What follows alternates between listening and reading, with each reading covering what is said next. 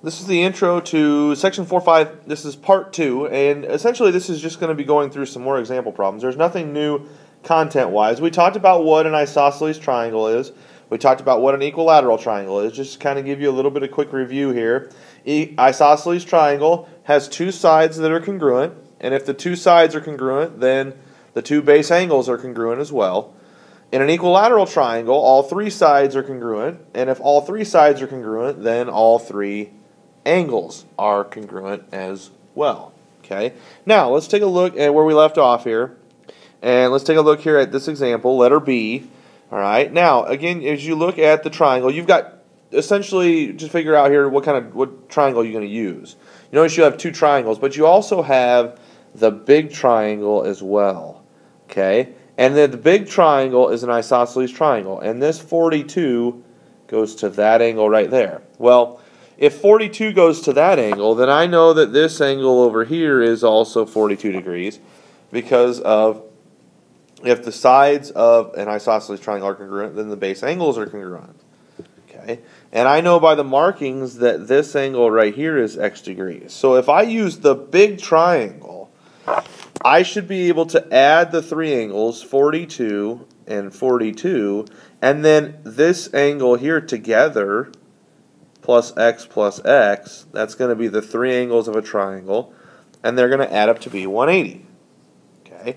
In other words, I end up with 2x plus 84 equals 180, and I have to solve the equation. And if I solve it, I subtract 84, I get 2x equals 96, and x is going to equal 48 degrees.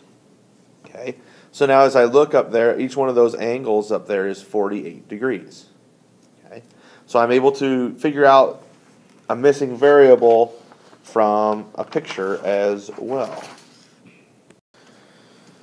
Okay, the next question says the measure of one base angle of an isosceles triangle is 23. What are the measures of the other two angles? Okay, this one's a little bit different because it doesn't have a picture. So we're going to go ahead and we're going to draw a picture of an isosceles triangle. We're going to mark it here so it's an isosceles triangle so that we know that those two triangles are congruent. And the important thing here is that you understand where the base angles would be. Okay, the base angle is always opposite of the sides. So if I were to take this side and draw opposite of it, that's going to be the base angle. So I know that this angle right here is 23 degrees. Okay, and it wants to know what are the measures of the other two angles. Well, I know that if the measure of this angle is 23, then this is also a base angle, so then that angle must be 23, and we'll just consider this angle 1 and this angle 2. So in this case, angle 1 is also going to be 23 degrees. Okay, the other base angle is 23. Now, how do I figure out what's left over for angle 2? Well, I know that angle 2 plus 23 is going to equal 180. The three angles of a triangle add up to be 180 degrees. So angle 2 is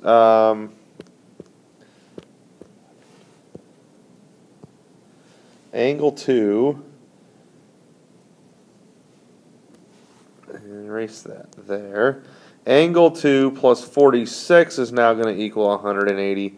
And if I subtract 46, angle 2 will be 134 degrees. So these are my two angle measures that I'm missing. Anytime they give you words, make sure that you take and draw yourself a picture and go through and mark, and it'll help you see it much better. Okay, what's the value of x here in this picture? As we look at this example, again, something that might help you is if you pause the video, complete it yourself, and then come back. So I'll give you a second here, pause the video, and then we'll look at the answer.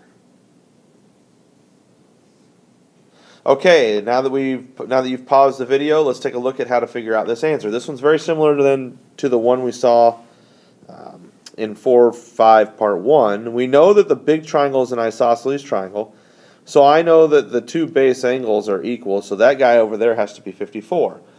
And again, if I'm using the big triangle here on this one, I know that this angle plus this angle plus this angle is equal to 180. So 54 plus 54 plus essentially x and x, which is 2x, is equal to 180 degrees. And I've got 2x plus 108 equals 180. If I subtract 108, I get 72 from 180. And if I divide by 2, in this case, x is going to be 36 degrees. So each one of those angles is 36 degrees. Okay, this now concludes section 4, 5, part 2. Make sure you complete your WSQ.